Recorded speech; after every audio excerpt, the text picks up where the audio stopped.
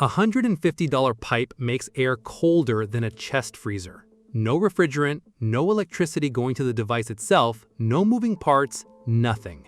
The same air you're breathing right now goes in one end and comes out split into two streams, one hotter than your oven, one colder than your freezer. The cooling industry has known about this device since 1933. Boeing uses it, Tesla uses it, NASA uses it. You have never heard of it. I'm Gick, and this is the $150 build they decided factories deserved, but homeowners didn't. Here's what's happening inside this pipe, and it sounds impossible until you see the science. Compressed air gets blasted into the side of the tube at an angle. That angle makes the air spin. That spin reaches 1 million revolutions per minute, faster than a jet engine turbine, faster than every motor running in your house combined. When air spins that fast, something strange happens. The outer ring of air gets pushed against the wall and compresses. Compressed air always heats up, so the outer ring heats up. Meanwhile, the inner column spins the other direction. It loses its rotational energy, and that energy loss is what makes it cold.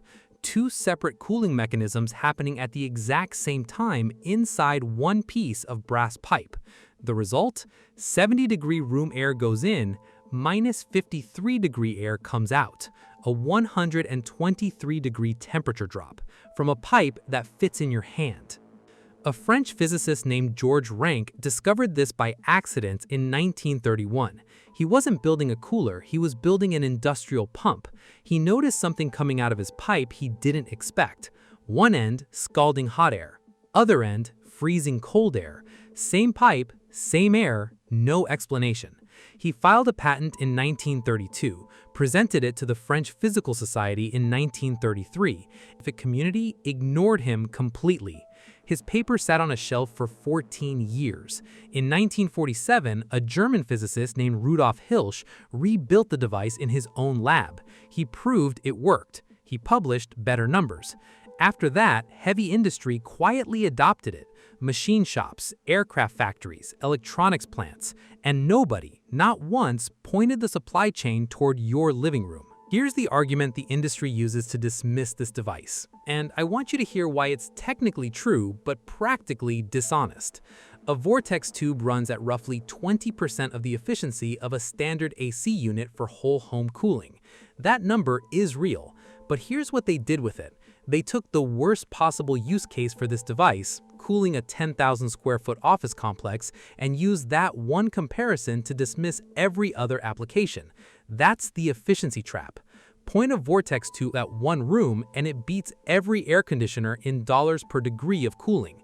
At the small scale, nothing touches it. Your AC costs 50 cents per hour to run. This setup costs 9 cents per hour. That operating cost difference alone pays for the entire build inside a single summer month.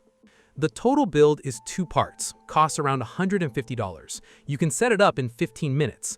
Part 1, the Vortex tube itself, a brass T-shaped pipe with 3 ports, air inlet on the side, cold exit on one end, hot exit on the other. Costs around $40 to $70 depending on size. Part 2, a 1 horsepower air compressor that holds 100 psi, $80 to $100 at any hardware store. That's the entire parts list.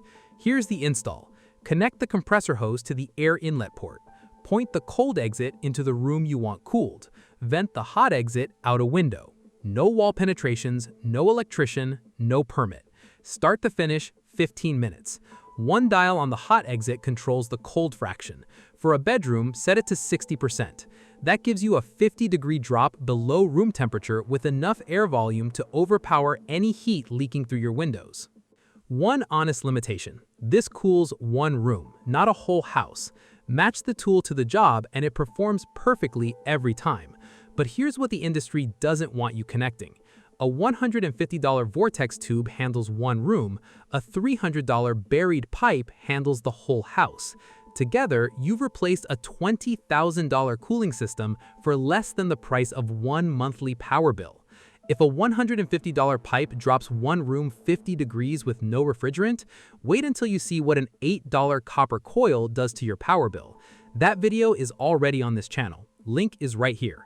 I'm Gick. Build it, test it, Stop paying for what physics already solved for free.